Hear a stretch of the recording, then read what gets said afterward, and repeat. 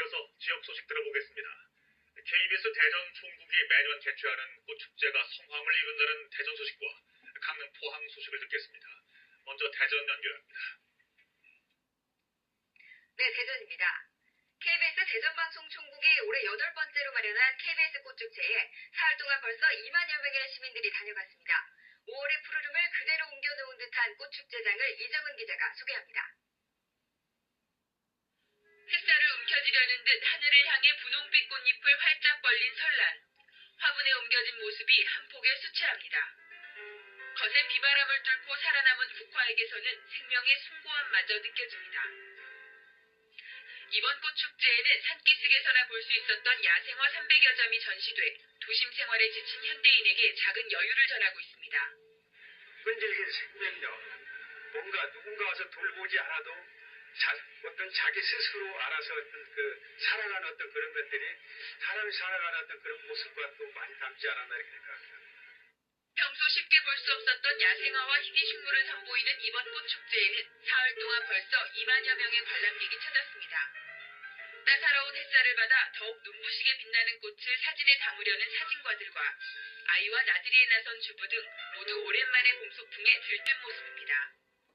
실내 꽃들이 너무 예쁘고 또 밖으로 나오니까 분수도 있고 시원해 보이고 또 애기들이 이렇게 페이스 페인팅도 해주고요. 너무 괜찮네. 아가들이 너무 좋아하는 것 같아요. 5월의 향기와 빛을 머금은 꽃들로 가득한 이번 꽃축제는 어버이날인 오늘 8일까지 계속됩니다. KBS 뉴스 이정은. 충남 서천군은 이달 중으로 장항산업단지 문제를 마무리 짓겠다는 방침을 세우고 정부와 재협상에 나서기로 했습니다. 서천군은 장항산단 문제가 하반기로 넘어갈 경우 대선 정국과 맞물려 사실상 물 건너갈 수밖에 없을 것으로 보고 정부와의 재협상을 통해 공단 조성 220만 평과 환경부 생태원 조성 등 이미 제시한 2가지 대안 가운데 한 가지를 선택하도록 할 계획입니다. 횡단보도 신호등에 잔여 시간을 숫자로 표기하는 숫자 표기 신호등이 전국 최초로 대전에 설치됩니다. 대전시는 기존 적색과 녹색 신호장치 아랫부분에 잔여 시간을 숫자로 표시하는 신호등을 이달 말쯤 시청 내거리와 서대전 내거리 등 모두 30개 교차로와 횡단보도에 시범 설치하기로 했습니다. 지금까지 대전이었습니다. 이어서 강릉입니다. 오는 17일 동해선 남북열차 시험운행을 앞두고 어제 오늘 이틀 동안 동해선 현지에서는 시험운행에 대비한 사전 점검이 실시됐습니다. 점검 결과 열차가 운행하는 데에는 문제가 없는 것으로 나타났습니다. 김민성 기자입니다. 지난해 5월 첫 시험운행이 무산된 뒤 1년 동안 비바람을 맞았던 열차를 점검하는 작업이 한창입니다. 키북단 제진역에서 군사 분계선까지 7km 구간에서 열차를 직접 운행해보면서 막바지 점검을 펼칩니다. 특이한 사고는 없었고 열차 운행하는 데는 크게 지장이 없을 것으로 판단됩니다. 승객들이 열차를 탈 탑승장도 새 단장에 들어갔습니다. 이곳 제진역에서 북한의 금강산역까지는 거리가 25.5km입니다. 따라서 열차가 시속 40km로 달릴 경우 30분가량이면 금강산역에 도착할 수 있습니다. 지난 98년 선박을 이용해 처음 시작된 금강산 관광이 지난 2003년엔 버스 여행으로 바뀌었고 이제는 열차 여행이 가시화되면서 열차를 타고 금강산을 가려는 관광객들도 늘어나고 있습니다. 불편한 게 많았었잖아 그동안 그죠. 북이고 남한이기 때문에 그 과정도 있을 거고 귀찮을 것 같으면 편리하죠. 남북이 분단된 지 50여 년 만에 처음으로 시험운행할 동해선 열차는 오는 17일 오전 11시 북한 금강산역을 출발해 1시간 뒤 고성 제진역으로 들어옵니다. KBS 뉴스 김민성. 강릉시는 오는 10월까지 강릉 단오제 등 한반도 단오문화 자료를 체계적으로 정리한 종합 정보 시스템을 구축하기로 했습니다.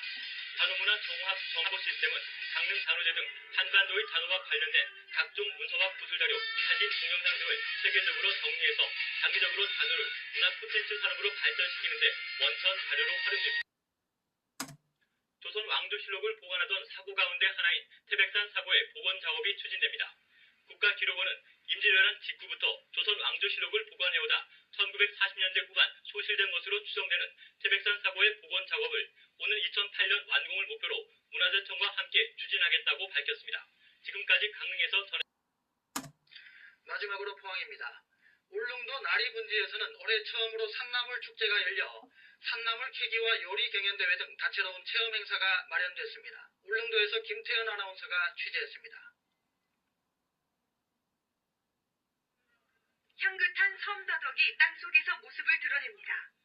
난생 처음 찾은 울릉도인데다 더덕밭 구경도 처음인 육지 관광객들은 어린아이 손목만한 섬더덕이 신기하기만 합니다. 더덕회는 체험 처음이고요. 여기 인심도 좋고요. 그 더덕회인데 많은 조언도 해주시고요. 처음 이렇게 큰 더덕도 봤고요. 성인봉 원시림에서는 자연산 산나물 채취 행사도 열렸습니다. 부지깽이 나물로 불리는 섬숙부쟁이와 개척민들의 명을 이어주던 명이나물, 잎이 넓은 미역취, 그리고 엉겅퀴, 참고비, 삼나물 등 울릉도에는 향긋한 봄나물이 지천입니다. 관광객이면 누구나 참여할 수 있고 채취한 산나물은 무게를 달아 싼 값에 사갈 수도 있습니다. 울릉도 산나물은 그 어느 곳 산나물보다도 맛이 있고 향기롭습니다. 이 맛 좋은 산채를 육지 손님들에게 맛보이기 위해서 축제장 한쪽에서는 채취한 나물을 이용한 요리 경연대회와 쑥떡 만들기 등의 체험 프로그램과 함께 나물 무료 시식회, 먹거리 장터도 열렸습니다. 제1회 울릉도 산나물 축제는 올해는 어린이날 휴일에 맞춰 단 이틀만 열렸지만 울릉도는 앞으로 다양한 체험 행사를 만들고 축제 기간도 늘려 지역의 대표 축제로 발전시킬 계획입니다. 울릉에서 KBS 뉴스 김태은입니다. 경북 동해안의 KTX 유치 활동이 본격화됐습니다. 포항시와 영덕, 울진, 울릉 등 경북 동해안 4개 시군은 KTX 유치위원회를 발족하고 범시민 서명운동과 함께 수도권 등의 향후 회원들을 중심으로 전국적인 유치운동에 나섰습니다. 포항 호미곶 등대에 있는 노송이 고사 위기에 처했다가 막걸리를 흡수하고 회생했습니다. 포항지방해양수산청은 호미곶 등대의 수령 500년이 된 소나무가 3년 전 고사 위기에 놓이자 소나무 생태 연구가의 자문으로 지난 2년 동안 500여 리터의 막걸리를 투입한 결과 올해부터는 생육 상태가 좋아졌다고 밝혔습니다. 지금까지 포항이었습니다.